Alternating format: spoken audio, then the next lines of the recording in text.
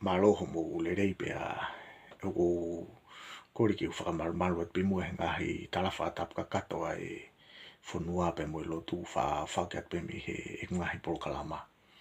Kai e ata mua moku ai whanga maari e ko ni ke whahoko atu ai e ku polokalama pe mo i ngahi historia maari e o tonga. Whatulo at pe mo i kautu ki mua i he mala e tala o tonga pe a o ko whakapapahe ni ke kau tangata eki. Pe mo i kau whine eki hunau ki puke puke a ngahi tala noa manongi o e ngahi historia maari o tonga. Whamore more ala wha ataang pi mua mala eki kau at mua mo tuani hano tala noa i e tau ngahi historia maari. Ko e aha whahafu ki eni o maa asi uafe ua. Pea o kou tari whiwhia ko toa ki mo tō kau whanongo ki e ku polokalama pe mo e ngahi historia maari o tonga ki he ahoni.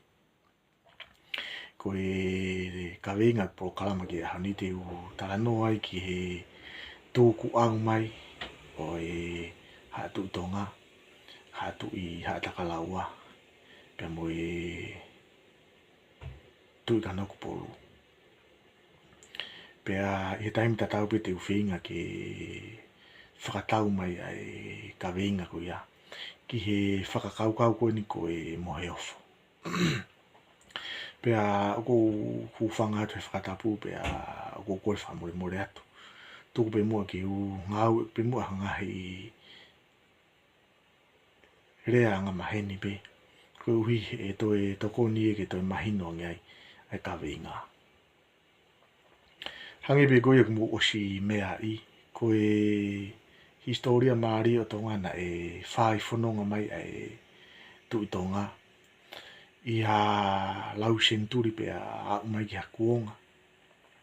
Pe whakotu upe mo e tui ha atakalaua. Pe whai whanonga mai ai tui tonga pe mo e tui ha atakalaua. Pe a umai ki ha kuonga. Pe whakotu pe mo e tui kanokpolu. Pe nau whai whanonga whakataha mai ai. Pe koe polokalama koe ni te u talano ai ki ha ngahi kawenga mahu inga nai hoko i he taimi koni. Nai whai whanonga whakataha mai ai. Ai ngahi laine o e hatui. Koe tau tahani mau anoa ke tau tahano ni manoa. Oko loto ke o atu. Ai ngahi laine takita. Pe muki nau toru na nau pure. I he ngahi hatui tata. Ko taha ni mau anoa ke tau tahano ni manoa. Koe laine o hatui tonga na e pure ai a tapuosi. Koe tu tonga no ua walu. Pe hako ke a ulaki mata ulaki. Pe na iloa ko tere a. Koe tu tonga no wahiwa. Pe hako ke a whatafe. Koe tu tonga no tolu noa.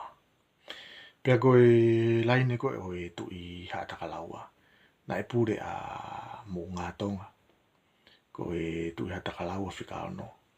Pe a hoko ke a whatawhiri koe tu i hatakalaua whika whitu. Pe a hoko ke a waia koe tu i hatakalaua whika walu.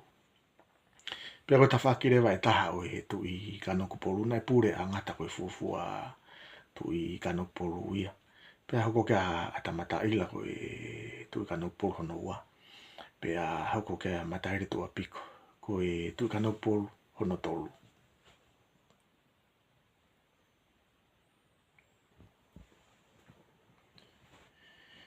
Pe koe nea o mai koe ki he tau tahano ni manoa ki he tau tahafitu ni manoa.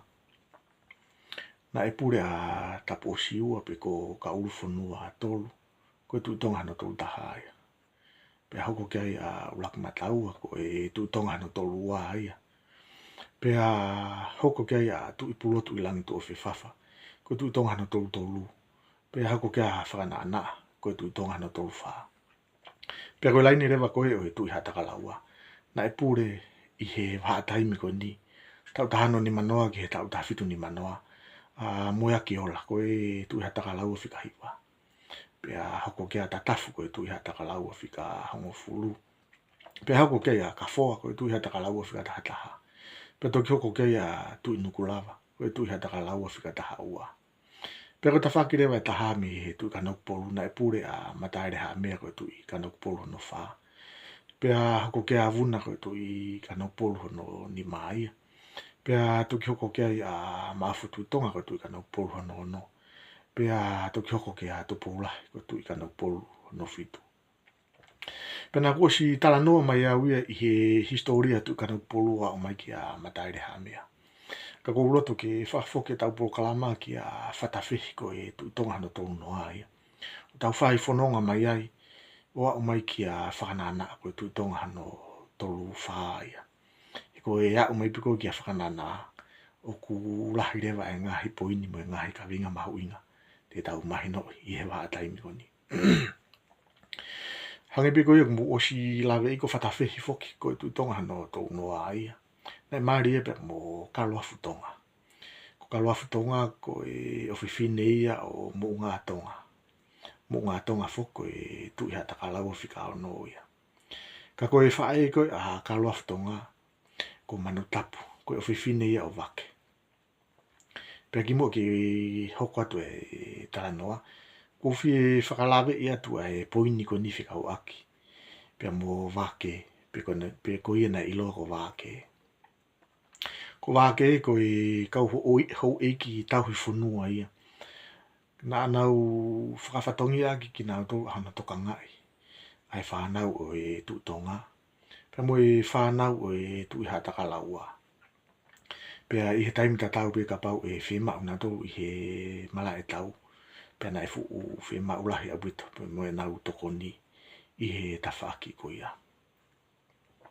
Ko poin whaas ko whama ua tu ki a whatawhihi. Ka pau te mo manatu ki he tau ngahi polo kalama ko I ki mua. Ko whatawhihi foki. Na e whanofo ko e tu itonga no tō noa ia. Kai whanofo a no tō whiwhine. Ko e fuafua tu tonga whiwhine ia. Pea hika ki uto e lawe au kia I kumu osi lawe I pe mo tōru. Ai ka weinga ko ia ku osi whakama ala atu e au. Ai ngahi ka weinga ko ia. Ka ke, ko e whoharewa o whatawhihi a ka uruwhanua tolu. Pena e iloa ko tapu osi ua. Na e hoko atu ko e tu itonga hano tolu taha ia. Pea na e maari rewa a ka uruwhanua tolu. Pea mo takala. Ko takala ko e ofewhine lahi ia. O fotofiri. Ko e tu iha takalaua. Whika whitu ia.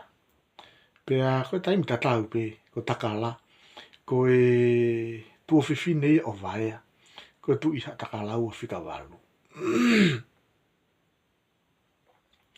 Ka kemo ke u hoko atu ki he tu tonga hano tolu wā ki a ulakimata ua. Ko fie o atu haki I poini whika o aki. Pea mo ka uruwhanua tolu. Ko e tu tonga hano tolu taha. Ko taimi kona e pūrea ia ka uruwhanua tolu. Ko e tu tonga hano tolu taha. Ko e whakafuafua ko e tau taha ono wha tolu weni. Pea ko e taimi eni pe ko e tau weni. Na e tu utai a tasimani I tonga. I he taimi koni na e pūrea ai. Ka uruwhanua tolu. Pea ko e poine tawhika o aki pea mo ka uruwhanua tolu. Ko e taimi kona e pūrea ka uruwhanua tolu. Na e pūre a whotowhiri ko e tu iha takalaua whika whitu ia. Pea pūre a mataere tu a piko. Ko e tu kano kupolu hono tolu ia. Ko e ngo poini ko ia ku o si tala noa pea ua I ki hingahi polo kalama I mua. Ka koe to e whamanatu mai pe he kumahau inga ai ngo poini ko ia. Whika uaki pea mo ka uruwhanua tolu. Ka ke nai osi pe foki a ka uruwhanua tolu. Ko e tu tonga hano tolu taha ia. Pea hoko atu a hano foha. Ko ulakimata ua. Ko e tu tonga hano tolu ua ia. Pea na e maari rewa ulakimata ua pea mo toa. Ko toa ko e ofewhine ia o vaea ko e tu iha takalaua whika walu. Pea na whanau I rewa e toa. Tu ipulotu I langi tu o whiwhafa. Pea hako rewa tu ipulotu I langi tu o whiwhafa. Ko e tu tonga hano tolu tolu ia. Pea ko historia maari o tu ipolotu i langi tu o whiwhawha. Ka ki mua koe ke u hoko atu ki historia o tu ipolotu i langi tu o whiwhawha. O ko uloto ke u tānaki atu pia mo i poini koe ni. Nai mai rewa a tu ipolotu i langi tu o whiwhawha mo halai walu. Ko halai walu ko e o whiwhine lahi ia o mataire haa mea ko e tu i ka noku polu hono whaa. Pea ko e whae a halai walu ko ka loa futonga. Ko e o whiwhine lahi ia o vaia. Ko e tu i ka noku polu, tu i hata ka laua whika walu. Pea ko konga maari o halai walu. Pea mo tu i polotu i langi tu o whiwhawha. Pea o ko uloto ke to e whapapau i atu. Ai poini koe ni. Ko tu i polotu i langi tu o whiwhawha. Ko e tu i tonga no tolu tolu ia. Pea te utala no atu. Ki ha ngahi poini pe whika wak. Pea mo tu i polotu i langi tu o whiwhawha. Pea i he taimi tatau pe te uto e o atu mua ngahi poini. Mahu inga ki a halai walu. He oku mahu inga ai ongo hingoa koe ni. Kai ke ngata pe ki he e nau ngahi laine tata. Ka toi mahu inga ki he tuu ai historia atonga whakaluku fua.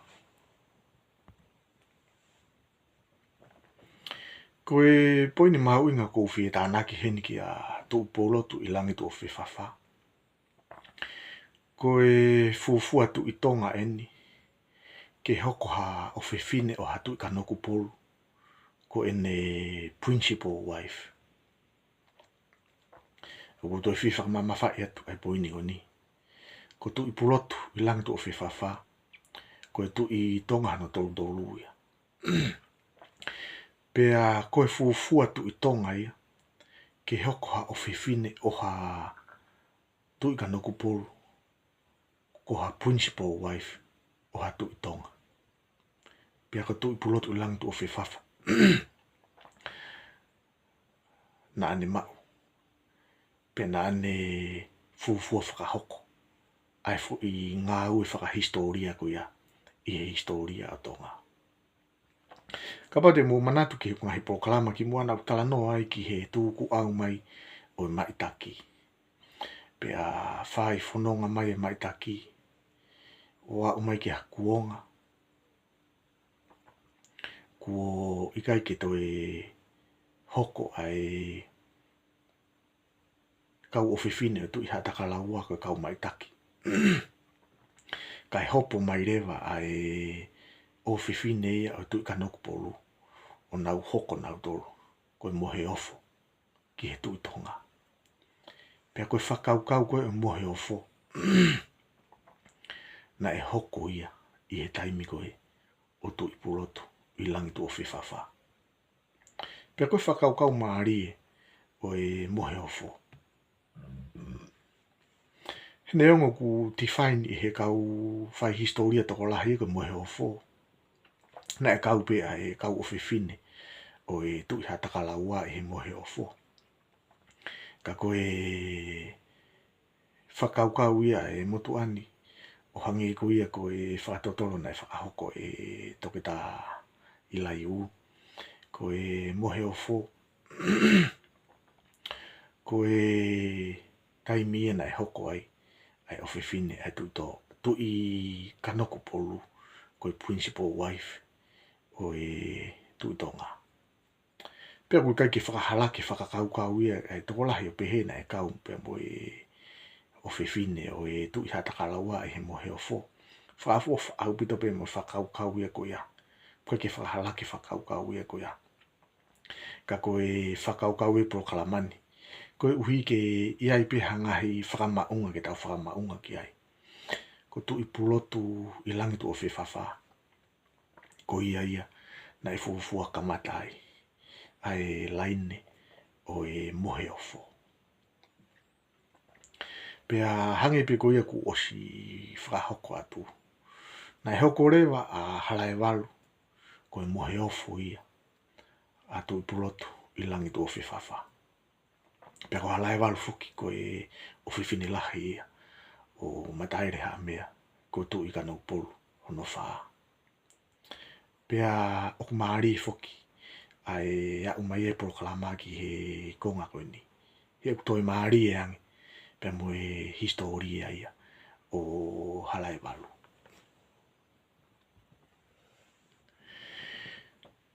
Nā maari e fuki. Ai taimina e hoko ai a halai walu ko e mohe ofo ki a tui pulotu i langitu o whiwhawha. Pea iloa i pea halai walu. Ko halai walu mohe ofo.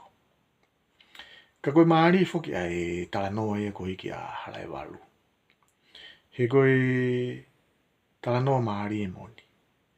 Tokua na e ikai ke ha whanau ia halai walu. Pea mo tui pulotu i langitu o whiwhawha. Pea koe kawe inga maha inga fuki o he mohe o fō ia. Koe o mai e mohe o fō. Kene whanau i ai ea ki he taloni hoko. Pea koe maari e he taimina ea o mai ai ki a halai walu. Pea whātulou at pia kau ngau e pia ngahi rea mahino pe. Na e ikai ke whanau a halai walu mohe o fō ia. Na ikai ke ahana whanau anau. Pea mo tui pulotu i langitu o whiwhawha. Pea koe taimi tatau pe foki. Hange pe koe na koe whakahoko atu. Ko halai walu mohe o fō. Ko e principal wife ia. O tui pulotu i langitu o whiwhawha. Pea ko halai walu mohe o fō. Na e fuafua hoko e koe fuafua o whiwhine ia o ha tui kanoku polu. Ke hoko. Ko ha principal wife o ha tui tonga. Pena e maari foki ai whakaukau e ko ni koe tau mua. Ko e foha. Pe koe tama e whanau i mai. E mohe o fō. Ko ia e hoko. Ki he taloni. Pe ko ia ai e hoko. Ki he taloni. Ka koe maari e. Nega kisi ia whanau. A halai walu mohe o fō. Pea mo tui pulotu. I langitu o whiwhawha.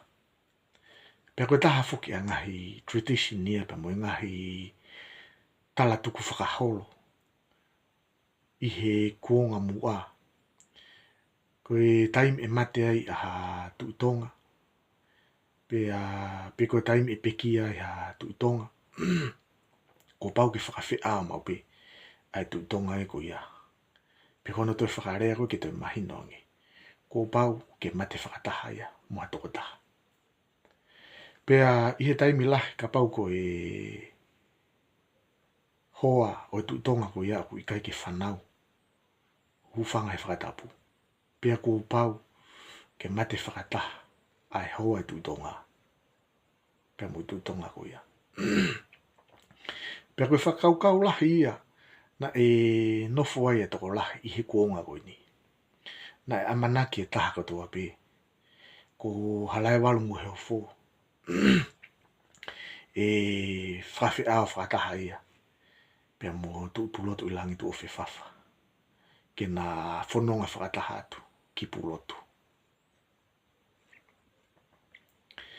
Ka koe maari e na e amanaki ka kai toko lahi. Ki he mea ke. Ka e tala e historia ia. Ai mea ke. Pea neongo na e toko lahi pe ai whanau ia tui pulotu. I langitu o whiwhawha. Ka koe whakaukau te whito foki o mohe o fō ia. Ke iai hane whanau. Pea mo tui tonga. Ki hoko ki he ea. Pea kai ke tau hanga tato whakahalaki pea mo e fo i muoni ko eni. Whakamari e o e kau tui tonga na e toko lahi au pito. Pea na e toko lahi whanau. Toko lahi pea mo e whangafoha. Ka koe maari e. He na e whakaukau e halai walu mohe o fō ia. Ha fōunga ke hao ai. I he ena whanonga whakataha pea mo tui pulotu i langitu o whiwhawha. Ki pulotu. Ko taimi kona e peki ai atu i pulotu i langitu o whiwhawha. Pea na e amanaki e taha katoa pe. E pikia whakataha. Pea mohono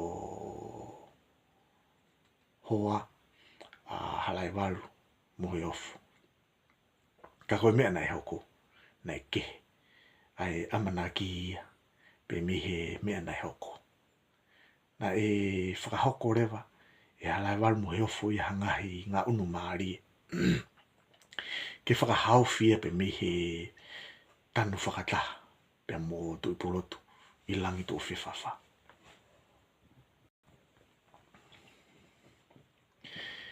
Nā mahina pe koe ki he kauwhare whaa, o ika kia ha whanau a halai walu mohe ofu pe mo tui polotu i langi tō whiwhawha. Pena e ngā tū rewa a kauhala uta i he kuonga ko ia. Ka koe mea maari e whoki i he kuonga e ko ia. Na ia e whoha ia o tui polotu i langi tō whiwhawha. Pea mohono second wife. Pea koe whoha ko ia. Koe hao anga ia.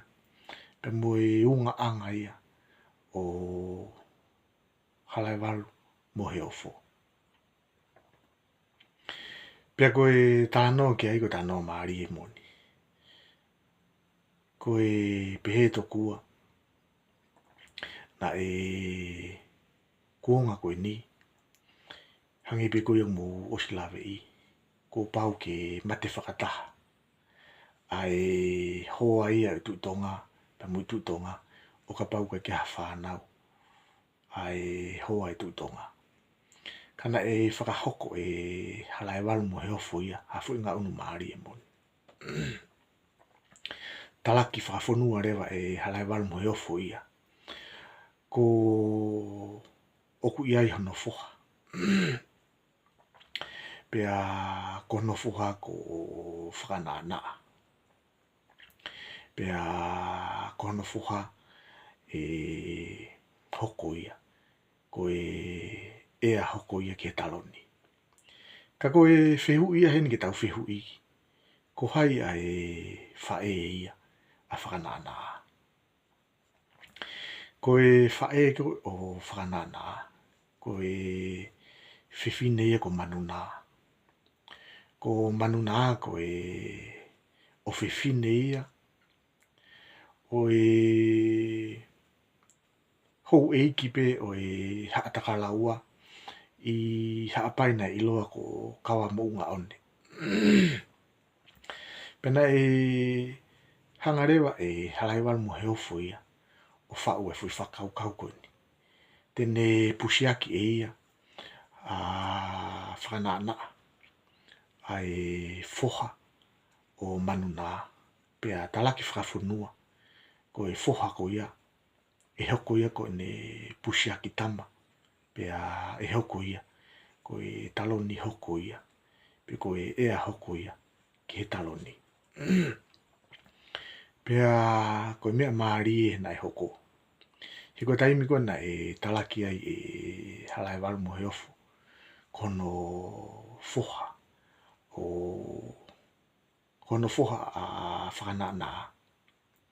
Pena e maari he nai tari e whare whaa ia. Ai claim ko eni. A halai walu mohe ofu. Nā kai ke pūri ia ki hataha. Nā kai ke pūri ia ki hataha. Nā kai ke hawhanau ia. A halai walu mohe ofu. Pea mo tui pulotu i langi tō whiwhawha. Pena kai ke pūri ia ki hataha. Ko whakananaa ia. Ko e whoha ia. O tui pulotu i langi tō whiwhawha. Pea mohono second wife ko manunaa. Kana e pūre pe ai whare whaa ia. I he kuonga ko ia. Ko taimi kona e whakahoko ai e halai walu mohe ofu. Ai claim ko ni. Pena e tari leire ia. E whare whaa. Pea koe mea mahu inga e ua. Na e hoko i he kuonga ko ni. Uloa ki. Na e hao a halai walu mohe ofu. Mi hono whakapongi ke na whea whakataha. Pea mo tui pulotu i langi tō whiwhawha ki pulotu. Kono ua. Na e hoko ai pusiaki ia. A halai walu mohe ofu. amanuna a whakarana koe ea hoko ia ki he taloni. Pena e hoko rewa whanana a ia. Osi atu upulotu ilangi tō whiwhawha. Koe tu i tonga hano tolu whaa ia. Pea ku kei whetu kuaki pe kau whai historia ai o au mai ke ahon. Haa mena e malawai ai fu i whatongia koe ni. Koe haa mena e hawai a halai waru mo heofo. Koe haa mena e hoko ai pusiaki a halai waru mo heofo ki he taloni. Pea ku maari a pitu ngai whetu kuaki a koe ni. Maari e pita ngai whetu kuaki e koe ni he kau whai historia toko la. Pea tō kua, ko taha e ngahi uhinga maari e o mai he toko la. Koe kuonga e koe ni, na e fu u whewheka au pito. Pea na e fu u mawhai lahi au pito. A e tui ka noku polu e he kuonga koe ni. Pea koe uhi foki koe tui ka noku polu e koe kataki. Koe hui foki ko halai waru mo heofo e koe o whiwhine e o e tui ka noku polu. Na e ia e whakapapa ia. A e whaare whaa. Pea mo e laine o hea tui tonga. Neongo na e kai ke whanau a halai waru mo heofo. Kana e hoko ia. Ai pena e hoko ai mawhailahi e tui ka noku polu. Ki hawai a halai waru mo heofo. Pea me he fu i tradition ko ia. Koe ne mate whakataha. Pea mo tui pulotu ilang tō whiwhawha. Koe uhi, koe ikai ke ai hane tama. Pea hui ai pe mo ngahi whawhiki ki maari e o mai he ngahi pe koe kau historia toko la. Ka koe taha ia o ngahi kawinga mahu inga na e talanoa kia ia i lai u. Koe taha ia o e te whito i whatongia. Pe koe mahu inga o halai waru mo heofo. Koe ne pusiaki a whakanana. Pea koe uhi koe kuonga koe ia. Na e mawhailahi au pito. A ene eiki a mataire haa mea. I he laine o e tui ka noku polu. Pea koe taha ia ngai uhinga na e hawa i a halai waru mo heofo. Pea me he fo i tradition ko ia. Koe na whea whataha. Pea mo ene hoa ki pulotu. Pea maari foki ai historia ia halai waru mo heofo. He ko halai waru mo heofo hangi ko ia ku o si whakahoko atu.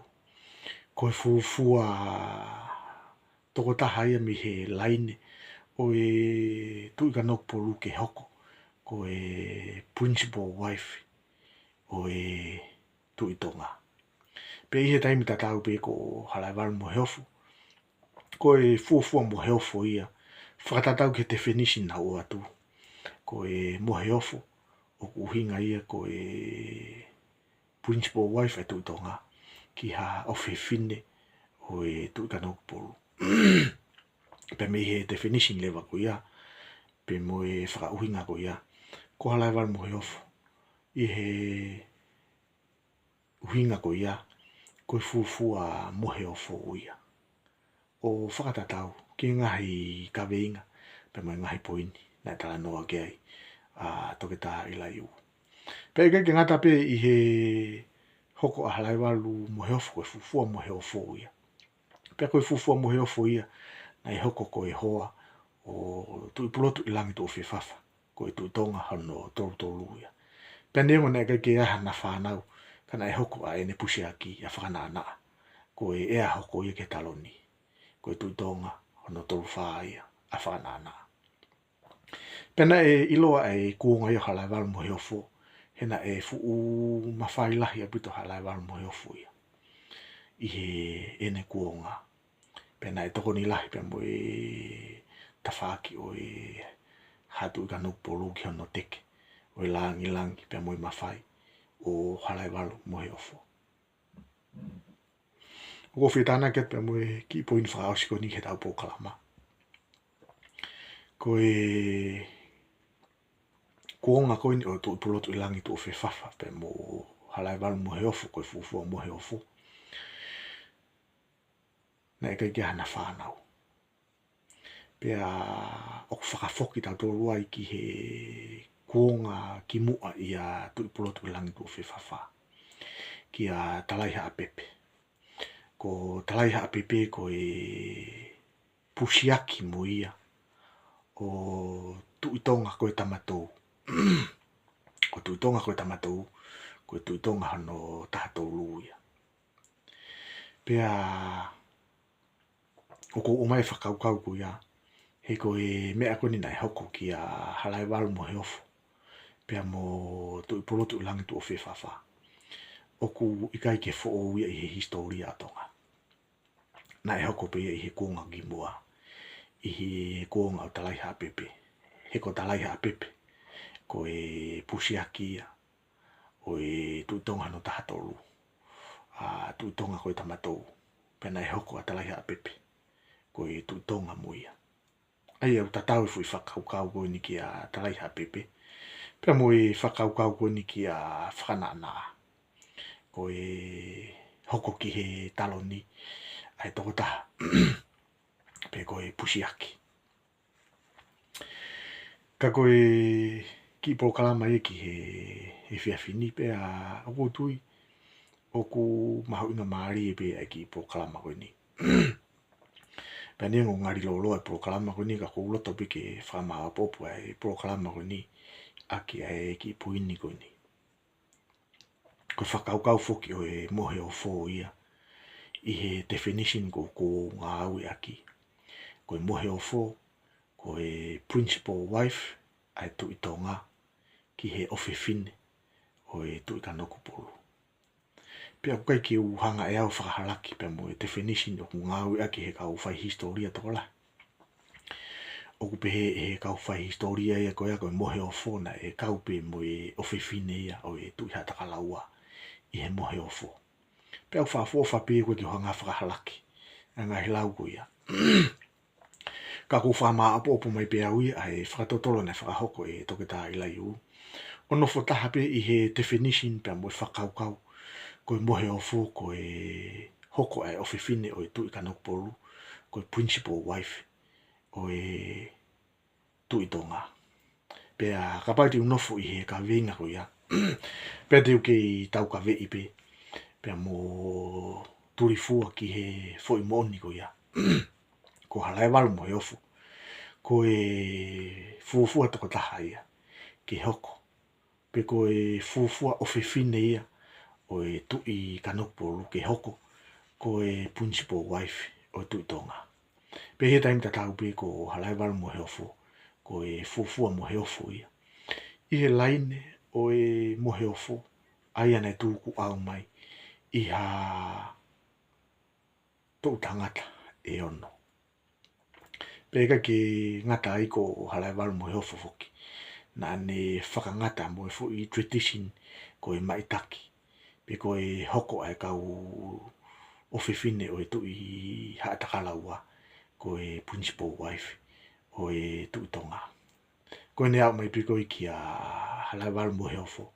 Pe hoko rewa a halai walu mo he ofu ia. Ko e fuafua mo he ofu ia. Ki a tu i pulotu i lang tō whiwhawha. Ko e tu i tonga hano tolu ia. Pea hange pe ko ia ko mō osi mea ai. Te uwha osak pe ha quotation mai.